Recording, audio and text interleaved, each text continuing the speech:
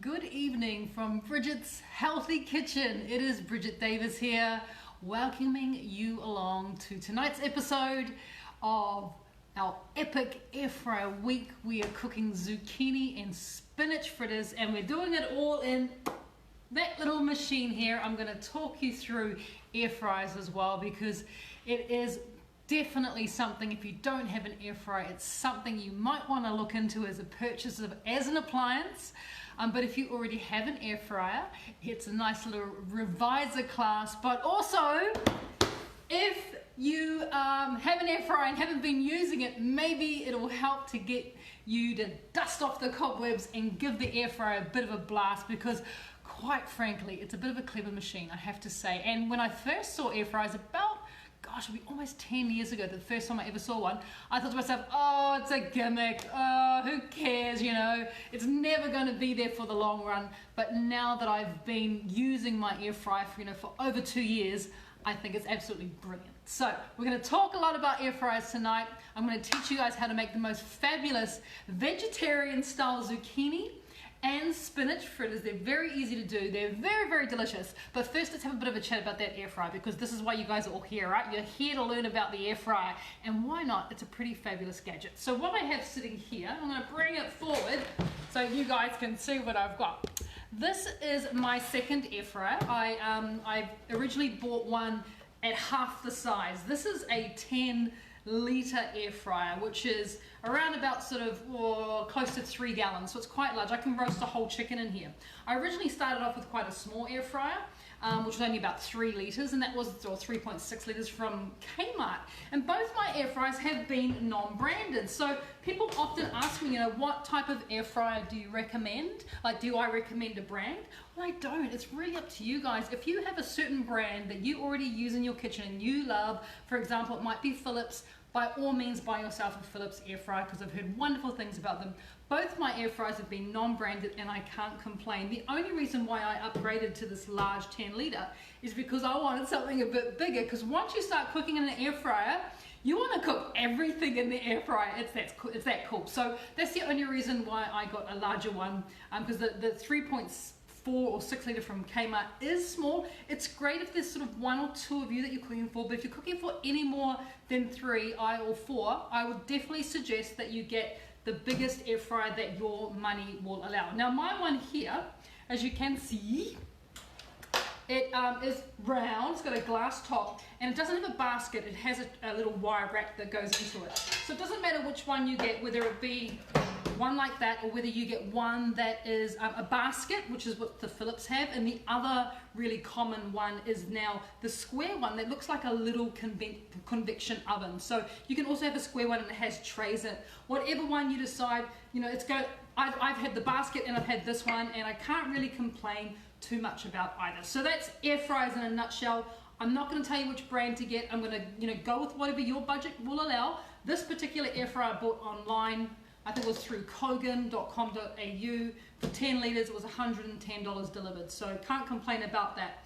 I'm pretty happy with it. Had it for a couple of years now. Hasn't let me down. And we have done some pretty big parties at home. This is pre-COVID, obviously. We've had some pretty big parties where this air fryer got a workout. So it does work really, really well. So the recipe that we're going to be doing today, of course, is in the air fryer. And as I was saying, it's these lovely little zucchini and spinach fritters. So why not let's get into the recipe. Come on down to my bench and I'll continue to talk through air fryers as we're going throughout the class. So the recipe, as I was saying, it is really simple to make, and it requires ingredients that are extremely good for us as well. So of course zucchini is one of them. For the recipe, the recipe calls for 400 grams of zucchini.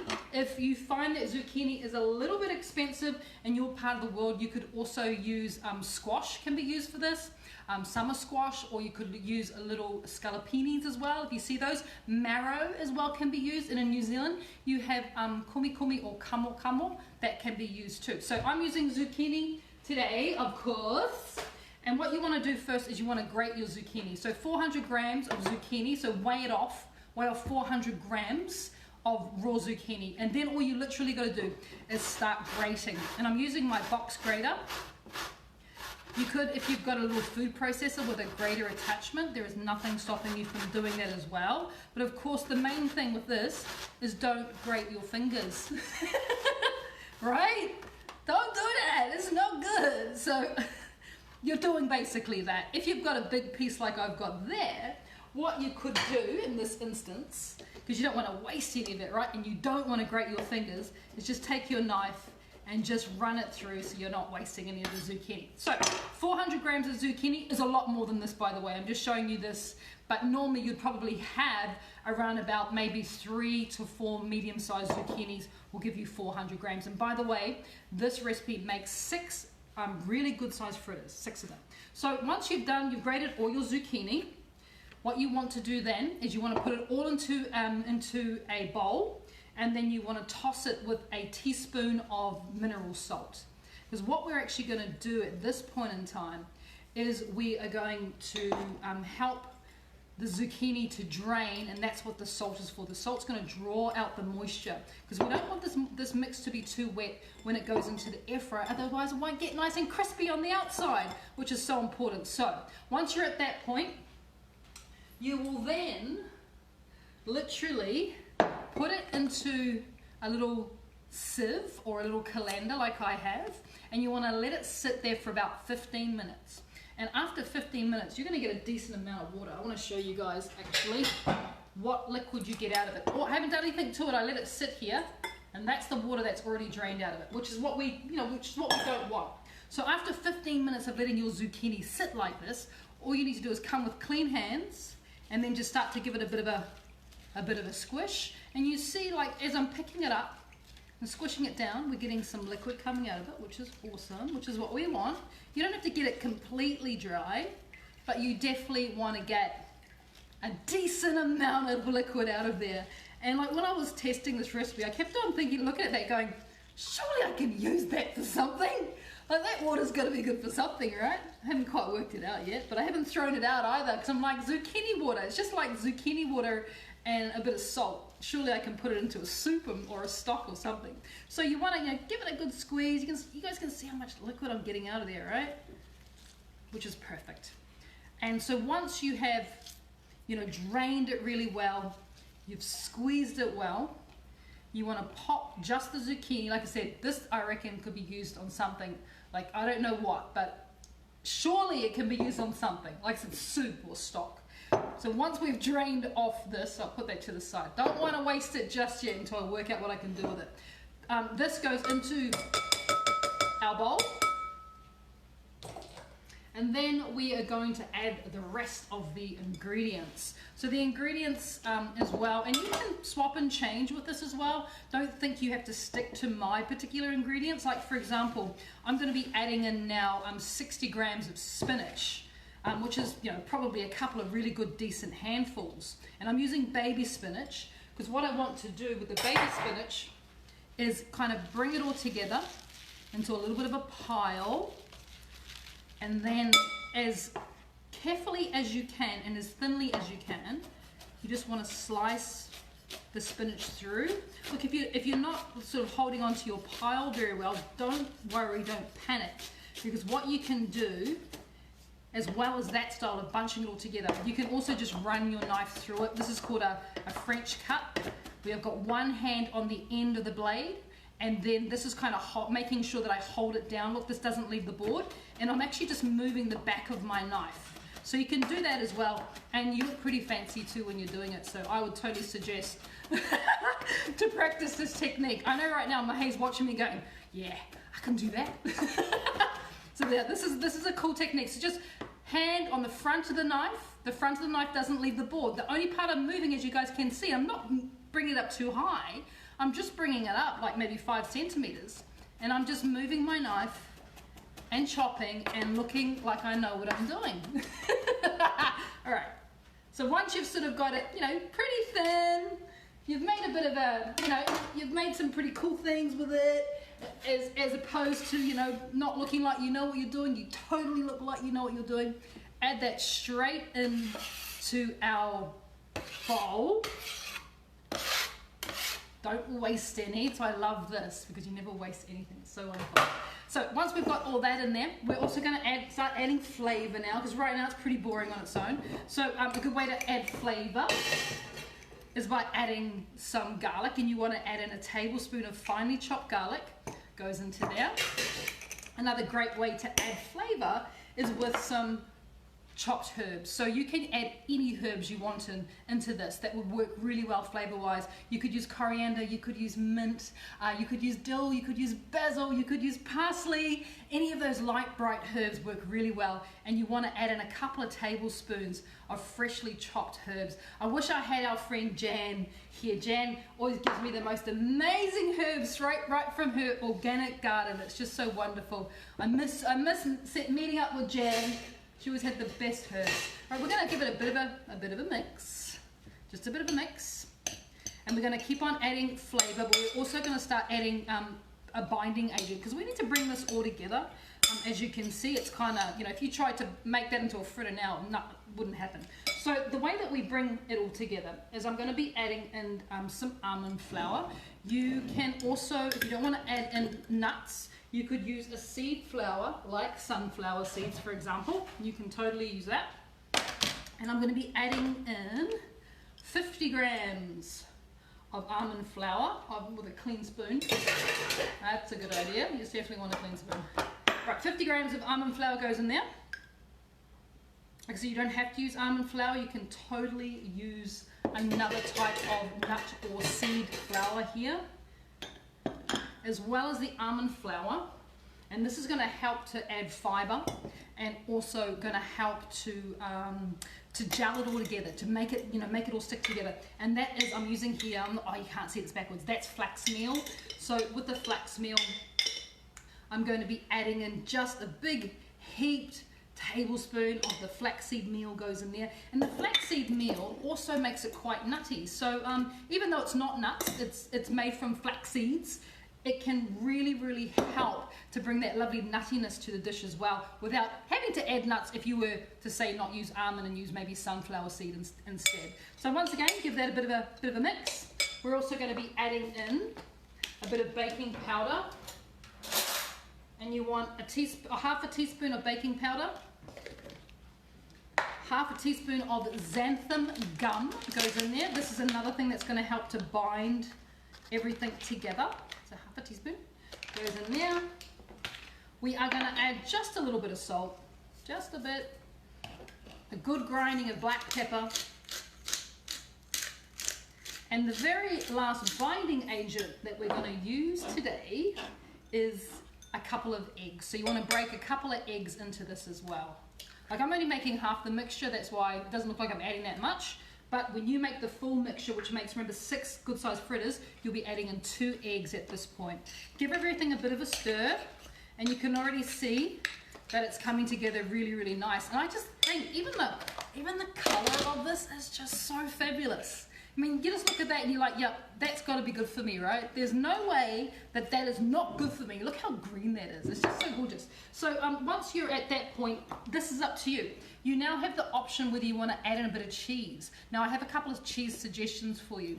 What I have in here is a little bit of goat's feta, or you could use sheep's feta, or you could use a hard cheese like Parmesan or Edam or Gouda. I'm offering cheese examples that are very low in lactose for a start. So for lactose intolerant people, you can handle goat's cheese, you can handle sheep's cheese, and you can handle some of the hard cheeses like Parmesan, Gouda, and Edam. So if you want to at this point, there is nothing stopping you from breaking in 40 grams, which is about 1.5 ounces of one of those types of good quality cheeses. And also don't forget that those cheeses, if you're adding a little bit of that cheese to your diet, it's really going to help to give your gut a nice diverse bacteria. So it's a good thing. Cheese, yeah, cheese is a good thing. Oh man, I love it. I love it. I couldn't imagine life without cheese. Even though I am lactose intolerant, those are the cheeses that I can eat. And those are the cheeses that I know. You know, I don't eat lots of cheese, but when I do, I make sure that I'm eating ones that are going to feed my good gut bacteria. So that is our mix done. That's our mix done. So the next thing we need to talk about is putting a bit of a crumb on it, because everything's nicer with crumb. Let's be honest here. Everything tastes better with crumb. And I just happen to have a bit of a crumb here ready to go. So my crumb mixture, and you can use this for anything, by the way. My crumb mixture is, for these 6 cakes, 20 grams of almond meal, 20 grams of flaxseed meal. I mean, they're already in here as well, so you don't have to go and buy anything separate. So 20 grams of almond meal, 20 grams of flaxseed meal, and then 2 teaspoons of nutritional yeast. Nutritional yeast is really important if you decide not to put cheese in here because you want to go completely dairy free, because it's really going to help to develop the crumb and the flavor around the outside of the cake. But even if you do put cheese in here, nutritional yeast in here is delicious. So that's all my crumb mixture is. And like literally, crumb whatever you want with that. You know, you could crumb chicken schnitzel with that, which is amazing in the air fryer. There are so many things that you can just use it as your normal crumb, and you will not be disappointed. So when it comes to making up your lovely little fritters, you want to add, a good decent amount, about a palm's amount. And remember, you can get 6 out of this mix. And you want to flatten them down. They go into the crumb, and then we just want to sort of sprinkle the crumb over the top. And as I'm spinning, as you can see, I'm creating just a lovely little round fritter, looking very perfect, isn't it? Look at that. Looking really cute and perfect. So just a little bit of a pat. Don't pat too hard because it's quite a soft mix. You just want to be real gentle on top, and you want to spin. And as you're spinning, it's like doing pottery. This is what I always think about when I'm crumbing these types of things. It's like if you were a potter and you were throwing down the clay, as they call it. And you get literally the most perfect little fritter, just like that. So I'll put that one there so you guys can all marvel at my wondrous fritter. I'll do one more for you guys as well. Easy, everything's kind of simple when you get to this point. And if you're thinking that your fritter's a bit smaller than the other one, you can just add a little bit on top. Like literally just add to it. You don't have to be exact. You don't have to be exact, but you're going to get around about 6 fritters out of this mix. So that one came together real fast. In fact, don't fuss too much here, because the more you fuss, you could be like literally here forever trying to get the perfect fritter. Don't fuss. Just do that. Beep, beep, squash it down a little bit. And that is pretty much your fritters ready to go. So once you're at this point, you can freeze those down, by the way, if you wanted to cook them later. There's nothing stopping you from doing that. You can freeze them down. You could also, if you wanted to, just leave them in the fridge, for a couple of days before you're ready to cook them. No problem whatsoever. The other thing that you can do is you can obviously cook them and then freeze them or put them in the fridge. But, you don't have to cook them straight away. In fact, they improve once they're in the fridge because they harden up and they're just a little bit easier for you to handle. But let's talk about the air fryer now, because this is probably, kind of a little bit of the important part when it comes to an air fryer cooking class. Okay, so when it comes to your air fryer, these are like your golden tips every single time you use your air fryer. We've talked about which brand, or which air fryer to buy. Completely up to you guys. I don't want to get involved in your air fryer decisions. It's what your budget can allow and what you prefer and what size you need. I think size is the most important thing. Well, it is for me when it comes to purchasing an air fryer. But your golden rules of air fryer cookery, and this doesn't matter what model you have, is you always want to preheat your air fryer. You need to think of this like a little baby oven. This is pretty much what it is. In fact, it does similar things to your oven, but it does it better and it does it faster. And one of the reasons why I am converted to air fryer cooking is because what air fryers do is they push the air around the machine really, really fast. And it's that action of pushing that hot air around really, really fast. The outside of whatever it is you're cooking crisps up, but the inside stays very moist and tender. Your oven, even though it's the same thing, it uses hot air and it pushes the hot air around the oven, it doesn't do it as nearly as quickly as the air fryer, so it's more of a dry heat. Whereas this one will actually cook it faster and will more mimic like it's been in a deep fryer, which is kind of the idea, right? So that's kind of my number one rule. Preheat your air fryer for at least 2 minutes before you put food in it, just like you would always preheat your oven. You would never stick a cake into a cold oven. Think of your air fryer like a little baby oven, a little benchtop oven, and preheat your air fryer. That's the first thing. The second thing, like, do you need to add any oil to it? You don't have to add oil to it, but just the simple act of using just the smallest amount of oil, like I'm talking about smallest amount, it's just a light little spray, just like that. And you want to use a good quality oil. You want to use an olive oil, or you want to use a coconut oil, or you want to use an avocado oil. Just a quick little spray is going to help that to crisp up so nicely. You don't need much at all. And of course, there is two sides to every story, so don't forget, we also spray the other side as well. And the other thing that you can do, just to help the food to not stick in your air fryer, is you can also give the air fryer rack or basket a quick little spray as well. But in saying all of that, you don't have to use oil in your air fryer. You can use sticky sauce, you can use other things as well, but if you are using an oil, please just make sure it's a good quality, healthy oil. So avocado, olive oil, not extra virgin, just normal olive oil, avocado, and the other one that works really, really well in there is coconut oil. But you can also do a grass-fed ghee as well, which will work really nicely in there, but just a little light spray. So that's the other thing. So once you've preheated your air fryer, you need to obviously select what temperature you want. For these little fritters, we're going to be putting them at 190 degrees Celsius, which is about, I think it's about nearly 400 degrees Fahrenheit. So it's on pretty high. And once it's preheated, we then take our food over and we very carefully drop it into the basket or put it into the rack, close the lid, and then we select the time. We're going to cook these for 10 minutes to begin with. And then after 10 minutes, we're going to flip them over and we're going to cook them for a further 5 minutes as well. So once you're at that point, you almost have nailed air fryer cooking. Like, seriously? The real key thing is to remember, of course, preheat your air fryer. Yes, you can use a little bit of oil. You can even use little squares of baking paper if you want, which will help things to not stick. Don't put the whole baking paper down there, because the whole purpose of your air fryer is ruined, which is about circulating air. So just little, if you were doing air, a little bit of baking paper under this, it doesn't need it, doesn't stick, by the way. You will just do a little tiny square, yeah? So we got air flowing through. The other thing to remember about your air fryer is do not overfill it. Like, you want food to be in a single layer, and you want there to be gaps around the food so that the air can circulate. If you are overloading your fryer, your air fryer, you run the risk of things undercooking or cooking unevenly, etc., etc. So really think about, that's why I say big sizes are a really good idea, because you can't actually do as much as you think you can do in a big one, because you still need to cook things in a single layer. You need to cook things and leave space around them for that air to circulate. So that's probably the other secret thing about an air fryer. But what I have done, where is it? It's here.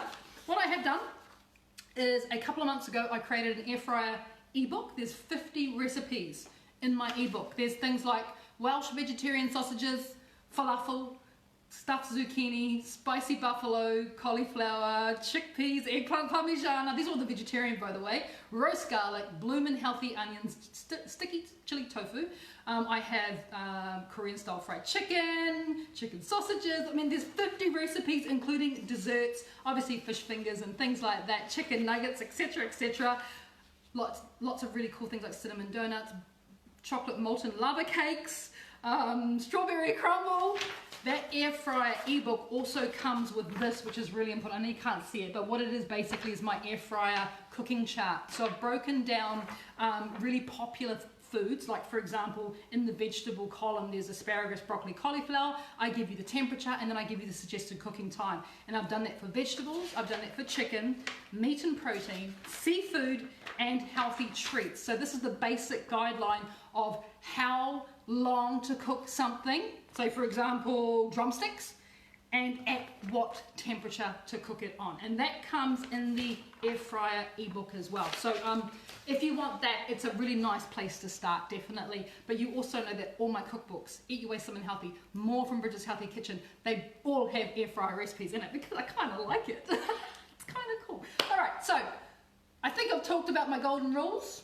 Oh yes, you can use foil in your air fryer too. Someone asked me about that recently. Can you use foil? Yeah, you can totally use foil in it. It's just like an oven. It's not a microwave, so you can totally use foil. I just don't suggest, if you want to wrap food in foil and cook it, it's not necessary, because foil acts like a conductor, and it really overheats whatever's inside of it, especially if it's fish, and you run the risk of overcooking your food. So if you want to cook something in a parcel like chicken breast or salmon or something like that, go for non-stick baking paper or parchment every single time.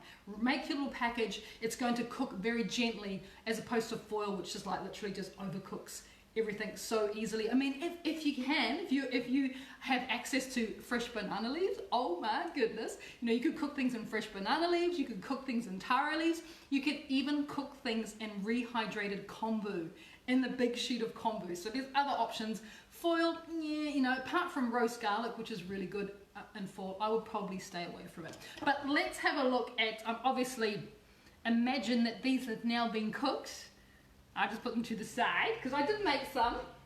I did. I just want to get a clean board. I want to show you guys a clean bench before I display what I'm going to do. There we go. Okay. So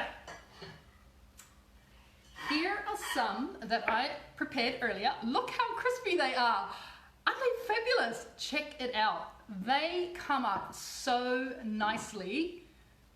And all of that, and you saw how much oil was just like with a bit of a spray, and yet you get this sort of quality in the bake. It is absolutely brilliant, and that's after 15 minutes. Remember, 10 minutes, and then you flip them, and then another 5 minutes. But I want to show you guys how I would serve these, because you got to have something on the side, right? And the serving part's really easy. So come on back down to the bench, and I'm just going to show you a very quick idea of what you can serve on the side of your little fritters. So I'm going to be making a little cucumber, apple, and pickled onion little mini salad. I just think it's such a great opportunity, and you know, because you have, you know, a lovely crunch to the cucumber as well. Just a few round slices, why not? I'm going to put them in that little bowl.